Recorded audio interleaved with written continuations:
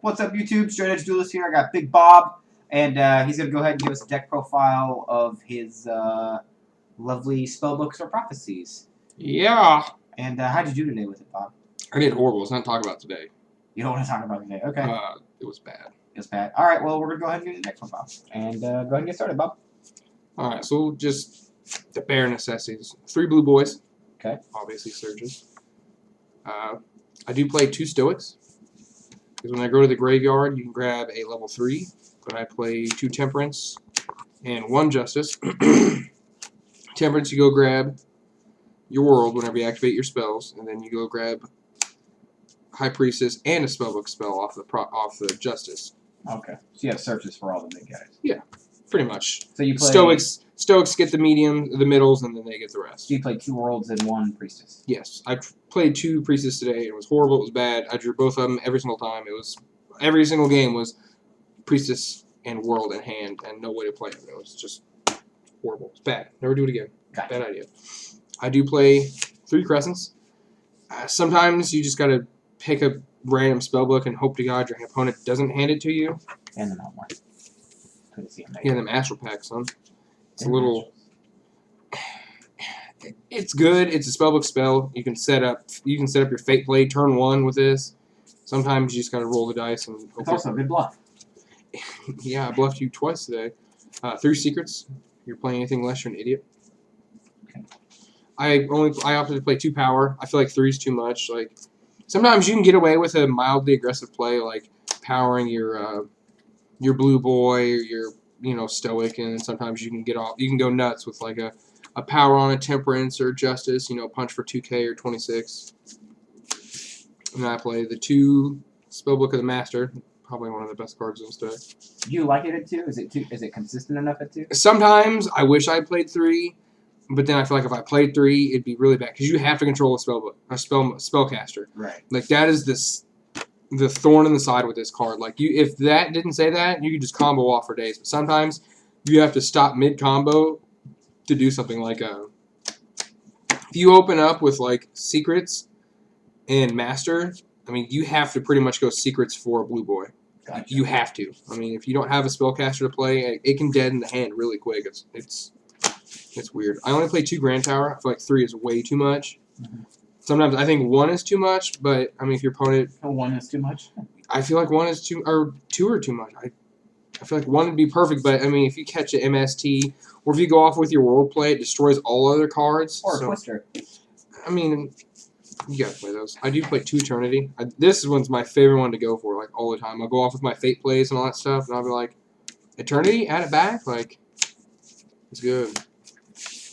I do play 2 Spellbook of Forbidden Lance. Gotcha. All day. I tore people up with that. Spellbook of Wisdom is the name. Yeah. And then the MVP, Spellbook of Life. Really? Yeah. Why is it? I mean, do you like it? I love it. I want to play more than 1, but it's weird because you have to reveal a spellbook from your hand and then banish a spellbook monster from the graveyard. It's a little weird, or spellcaster. Yeah. Prophecy monster or whatever. No, spellcaster. It's a little weird. Sometimes you got to get inside the green line to go with it. But it's a good late game card. It is, or it can make really quick, first game pushes. Like, I mean, if you can dump a world, and you can use World's Effect to go off. So if you got 2, if you have 2 in hand plus the life, and then you can world, you can get them all back, and then JD effect and blow everything up. Awesome. But 1's just enough. You see it just fine. Yeah, I search it up all the time, and then obvious Spellbook of Broken Fate, non-targeting. So 1 Fate. 1 Fate. Half of this deck's plays are get Fate, and set it, and then the other half are playing Priestess or High Prophecy or World of Prophecy, and then I play 2 MSTs. Oh, okay. So no traps at all. Oh yeah, we're getting to the traps. Oh, okay. This is the backbone. Warning. Warning. Parental Tribute. The big 4. Do you know the big 4? Bottomless. Impulse. 2 chains. 2 forces. Okay. And 2 Wind Blast. Oh, so no compulse. No compulse. I opted to play the Wind Blast. No, this is the reason why. You dump the Stoics, and it says sent to the graveyard. So you can use these. They're food for Wind Blast. And then also, if you got a world, you never tribute for world. You obviously want to special summon it off of Temperance or off of Spellbook of Life. You can you dump them in there. So if you have any of these 5 that you don't need, essentially, you can just dump them. And you Spellbook a life to get them back. And so you don't lose anything. You anything. also set up targets for fate, too. Great. Gets it. And that's the main? Yep, 40 cards. 40? Awesome. And then the extra deck really doesn't matter. You'd never use it, but I have cards in here just because, I mean, things can get situational. Like, I play 1 Slacker Magician. Because there are 2 level 1s. You know, I may need an out to protect myself. The one I may usually make the most is, like, level 2s. I make Shining Elf every once and never. Gotchi. If I can go off, like, turn 2 with Fate and then have 2 blue boys, I will make Taikisto Phoenix and I will blast somebody for 3k. It's pretty nice. One-ups and mains, I mean, you play the 3/3s. Fortune Tune, I mean, just in here for circumstantial. Downer Magician. Nice. I like the Downer because you can go off. If you can go off and get Daigusto Phoenix, and then you attack and go to main phase 2 and you still have the Spellcaster to protect yourself with your Fate. So you don't lose anything going into it. And it would be at like 26 too, wouldn't it? 25? Yeah, 25 with Tranquil. And then number 101, Silent Arc. Abyss Dweller, Diamond Dire Wolf, Maestroke. Number 50, Gaga Cowboy, Dalka, and Lagia. Lagia. Just in case somebody's like, oh, DNA surgery, dinosaurs? Do you side DNA surgeries yourself? Yes, I do. Now, everyone's going to be asking, how in the hell is he playing level 4s with no level 4s in the main? Side deck. Let's see. Oh, yeah. Double Crows.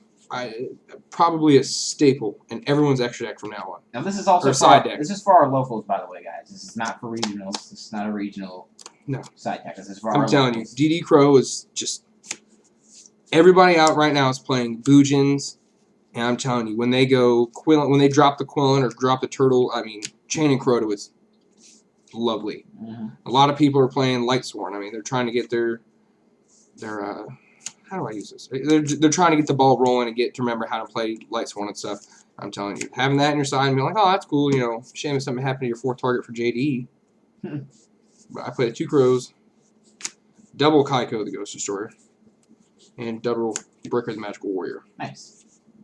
Breaker seems to come in handy a lot, right? Breaker comes in handy a lot because he comes out at 19 and then Spellbook of Power makes him 29. I mean, he trashes Even stuff. if he uses his effect, he's still at 26 under power, which is awesome. And the reason I like siding them in is a lot of people don't, a lot of people are still ignorant to spellbooks. Not everyone, you had the original spellbooks, which was just like, I'm going to play 6 trillion spells with, Spellbook of Judgment active, and I'm just going to special summon 3 Priestess and just go from there. That's what people are used to.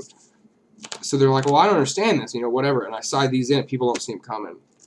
And it's pretty nice because I know what they're going to side in. They're going to side in DNA surgeries. They're going to side in anti-spell fragrance. Breaker's going to pop it. So essentially go from 2 MSTs to 4 MSTs. Right. Gotcha. Seems good. I do play 2 Joggins. Nice. It is a spellcaster. And I don't have to play Fanny's Emptiness. Does the same thing. Pretty much. Now, do you side in Star Halls when you side those in? No. I usually just bank off of having a back row or a fate to protect it. Yeah, and usually they have to waste resources to destroy it just so they can make a play, like a warning. I do play Lily. Nice. It is a beat stick. Okay. And with power, it goes to 44. Awesome. It is a beater. I do play 1 Fissure because I don't care if my monsters don't need. I don't need them. So if it's a graveyard, like Insectors, I'm just gonna get rid of it. 1 Prohibition for whatever is needed. Gotcha. Prohibition. I do play double DNA surgery because obviously it's what's coming in. People are going to be all like, dinosaurs, fish, herp derp, and macaroni. Plus, I also want to side it for Noble Knights. So I can be like, DNA surgery, spellcaster. You can't equip it. Shit. And I play 1 overworked and 1 rivalry. Alright. Yeah. Alright, that was Big Bob's Prophecy deck profile with the double world. What do you like to call it? Is it World Prophecy or just Prophecy? Spellbooks, just whatever. I just call it Spellbooks. Okay. I don't even call it anything else because all you're really doing is just playing Spellbook stuff. Just touching yourself for 20 minutes. No, not that. So, sometimes you do open derpy hands where you go off and you're like Blue Boy, Secrets, Crescent, Call Master, Eternity, Fate. I mean, you go off. You do have those times. And there's sometimes where you just gotta set your back row, pinch it, and just try to get what you get. I mean, Does it have any bad matchups? anything that can main deck EEV is going to be a bad time. Yeah, obviously, yeah.